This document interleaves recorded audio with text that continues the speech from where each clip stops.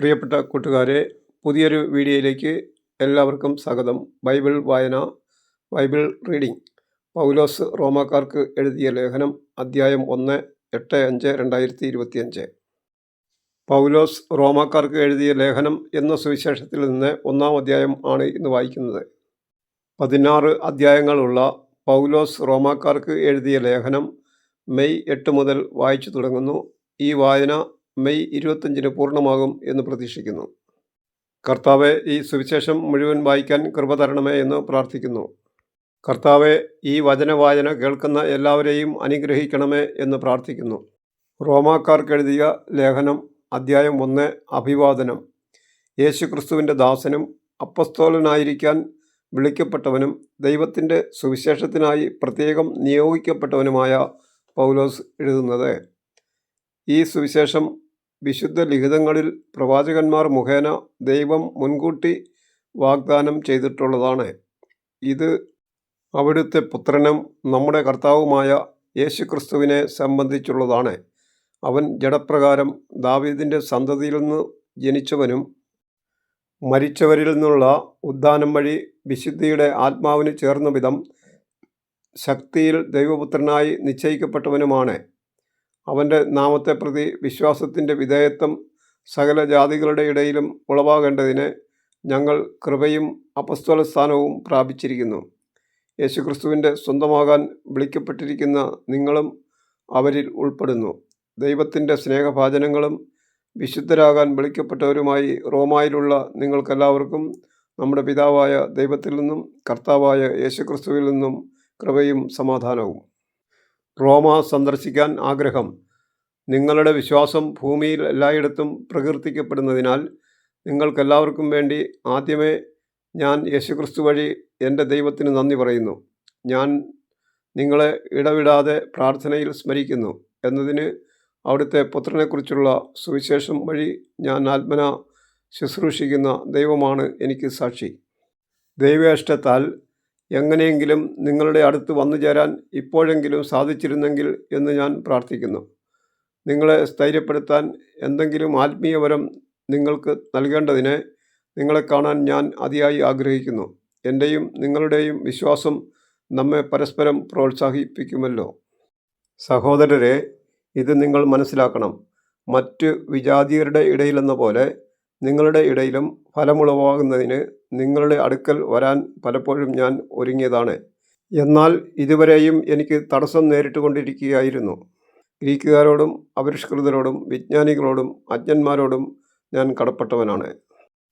അതുകൊണ്ടാണ് റോമായിലുള്ള നിങ്ങളോടും സുവിശേഷം പ്രസംഗിക്കാൻ ഞാൻ തീവ്രമായി ആഗ്രഹിക്കുന്നത്. സുവിശേഷത്തെപ്പറ്റി ഞാൻ ലജ്ജിക്കുന്നില്ല.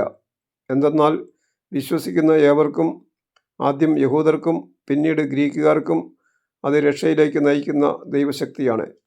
അതിൽ വിശ്വാസത്തിൽ നിന്ന് വിശ്വാസത്തിലേക്ക് നയിക്കുന്ന ദൈവത്തിൻ്റെ നീതി വെളിപ്പെട്ടിരിക്കുന്നു. നീതിമാൻ വിശ്വാസം വഴി ജീവിക്കും എന്ന് എഴുതപ്പെട്ടിരിക്കുന്നുവല്ലോ. മനുഷ്യൻ്റെ തിന്മ.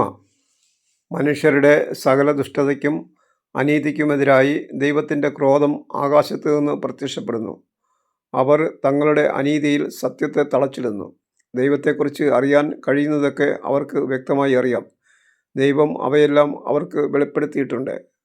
ലോകസൃഷ്ടി മുതൽ ദൈവത്തിൻ്റെ അദൃശ്യ പ്രകൃതി, അതായത് അവിടുത്തെ അനന്തശക്തിയും ദൈവത്വവും സൃഷ്ടവസ്തുക്കളിലൂടെ സ്പഷ്ടമായി അറിഞ്ഞിട്ടുണ്ട്. അതുകൊണ്ട് അവർക്ക് ഒഴികഴിവില്ല. അവർ ദൈവത്തെ അറിഞ്ഞിരുന്നെങ്കിലും അവിടുത്തെ ദൈവമായി മഹത്വപ്പെടുത്തുകയോ അവിടുത്തേക്ക് നന്ദി പ്രകാശിപ്പിക്കുകയോ ചെയ്തില്ല. മറിച്ച് അവരുടെ യുക്തിവിചാരങ്ങൾ നിഷ്ഫലമായി തീരുകയും വിവേകരഹിതമായ ഹൃദയം അന്ധകാരത്തിലാണ്ട് പോവുകയും ചെയ്തു. ജ്ഞാനികളെന്ന് അവകാശപ്പെട്ടുകൊണ്ട് അവർ ഭോഷന്മാരായി തീർന്നു. അവർ അനശ്വരനായ ദൈവത്തിൻ്റെ മഹത്വം നശ്വരനായ മനുഷ്യൻ്റെയോ പക്ഷികളുടെയോ മൃഗങ്ങളുടെയോ ഇഴജന്തുക്കളുടെയോ സാദൃശ്യമുള്ള വിഗ്രഹങ്ങൾക്ക് കൈമാറി. അതുകൊണ്ട് ദൈവം അവരെ തങ്ങളുടെ ഭോഗാസക്തികളോടുകൂടെ ശരീരങ്ങൾ പരസ്പരം അപമാനിതമാക്കുന്നതിന് അശുദ്ധിക്ക് വിട്ടുകൊടുത്തു. എന്തെന്നാൽ അവർ ദൈവത്തിൻ്റെ സത്യം ഉപേക്ഷിച്ച് വ്യാജം സ്വീകരിച്ചു. അവർ സൃഷ്ടാവിലുമുപരി സൃഷ്ടിയെ ആരാധിക്കുകയും സേവിക്കുകയും ചെയ്തു. അവിടുന്ന് എന്നേക്കും വാഴ്ത്തപ്പെട്ടവനാണ്. ആമേൻ. അക്കാരണത്താൽ ദൈവം അവരെ നിന്ദ്യമായ വികാരങ്ങൾക്ക് വിട്ടുകൊടുത്തു. അവരുടെ സ്ത്രീകൾ സ്വാഭാവിക ബന്ധങ്ങൾക്ക് പകരം പ്രകൃതിവിരുദ്ധ ബന്ധങ്ങളിൽ ഏർപ്പെട്ടു. അതുപോലെ പുരുഷന്മാർ സ്ത്രീകളുമായുള്ള സ്വാഭാവിക ബന്ധം ഉപേക്ഷിക്കുകയും പരസ്പരാസക്തിയാൽ ജ്വലിച്ച് അന്യോന്യം ലജ്ജാകര കൃത്യങ്ങളിൽ ഏർപ്പെടുകയും ചെയ്തു. തങ്ങളുടെ തെറ്റിന് അർഹമായ ശിക്ഷ അവർക്ക് ലഭിച്ചു. ദൈവത്തെ അംഗീകരിക്കുന്നത് പോരായ്മയായി അവർ കരുതിയത് നിമിത്തം അധമവികാരത്തിനും അനുചിത പ്രവൃത്തികൾക്കും ദൈവം അവരെ വിട്ടുകൊടുത്തു. അവർ എല്ലാ തരത്തിലുമുള്ള അനീതിയും ദുഷ്ടതയും അത്യാഗ്രഹവും തിന്മയും നിറഞ്ഞവരാണ്. അസൂയ, കൊലപാതകം, ഏഷണി, കലഹം, വഞ്ചന, പരദ്രോഹം എന്നിവയിൽ അവർ മുഴുകുന്നു. അവർ പരദൂഷകരും ദൈവനിന്ദകരും ധിക്കാരികളും ഗർവിഷ്ഠരും പൊങ്ങച്ചക്കാരും തിന്മകൾ ആസൂത്രണം ചെയ്യുന്നവരും മാതാപിതാക്കളെ അനുസരിക്കാത്തവരും ബുദ്ധിഹീനരും അവിശ്വസ്തരും ഹൃദയശൂന്യരും കരുണയില്ലാത്തവരും ആയിത്തീർന്നു. ഇത്തരം കൃത്യങ്ങൾ ചെയ്യുന്നവർ മരണാർഹരാണ് എന്ന ദൈവകൽപ്പന അറിഞ്ഞിരുന്നിട്ടും അവർ അവ ചെയ്യുന്നു. മാത്രമല്ല, അങ്ങനെ ചെയ്യുന്നവരെ അംഗീകരിക്കുകയും ചെയ്യുന്നു. 1-ാം അധ്യായം വായന പൂർണ്ണമായി. അതിനെ സഹായിച്ച ദൈവത്തോട് നന്ദി പറയുന്നു. Thank you.